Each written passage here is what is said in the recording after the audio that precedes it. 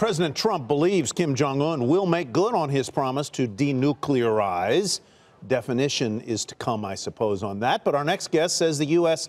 may have gotten played. But Trump did not. He got what he wanted.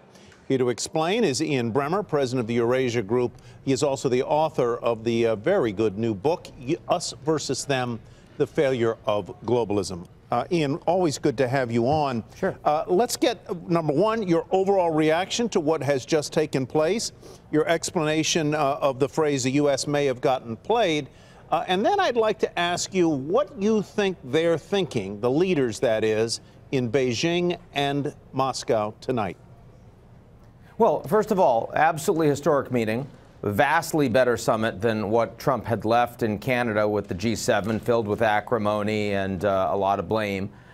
Here you have two leaders that had never met before on the global stage, getting along well and saying that they want peace. And let's remember, 6 months ago, we had people across the spectrum saying that they were worried that we could end up at war on the Korean Peninsula.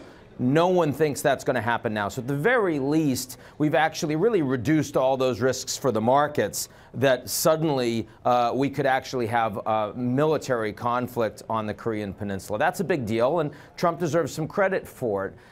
Also, the fact is that we're going to now have a process, and Trump is correct in saying that, we haven't taken sanctions off. The United States has said that it's willing to suspend military exercises, but they can restart them if the North Koreans offer nothing.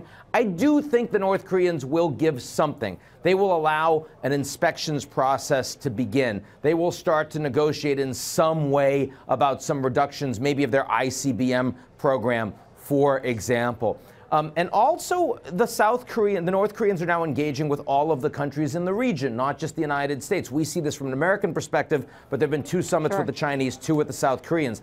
Those are all big deals. So I wouldn't minimize this and say, oh, we're just going to get played. But Trump clearly gets what he wants more than the United States does, because Trump wanted to make history. He wanted to do something no other president could do. He wants to say, this was about me and I made this happen. Trump gets that, and it's probably the biggest thing he's accomplished since he's become president so far in foreign policy. But ultimately, the Chinese are more important in the process. The degree, Ian, though, to which the U.S. may have gotten played is limited or at least constrained because we have sanctions still on North Korea. We have not removed any of them, and so that enables us to actually go forth to the next step of the process. How do you think the next step of the process should, in fact, play out, and how long do we keep those sanctions on? Because that is our leverage. Well, the way that the U.S. may have gotten played is the fact that Trump really wants to show that this is a success, even if it shows that it's not moving in that direction. So, I mean, now we have Pompeo and others going to be working with the North Koreans.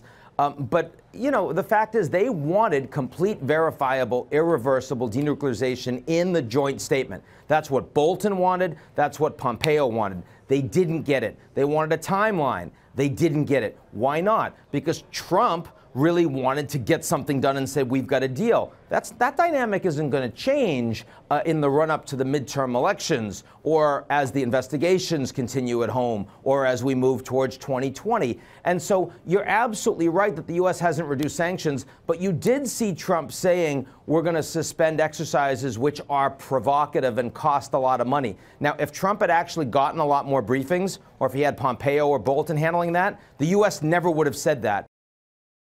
Hey there, thanks for checking out CNBC on YouTube. Be sure to subscribe to stay up to date on all of the day's biggest stories. You can also click on any of the videos around me to watch the latest from CNBC. Thanks for watching.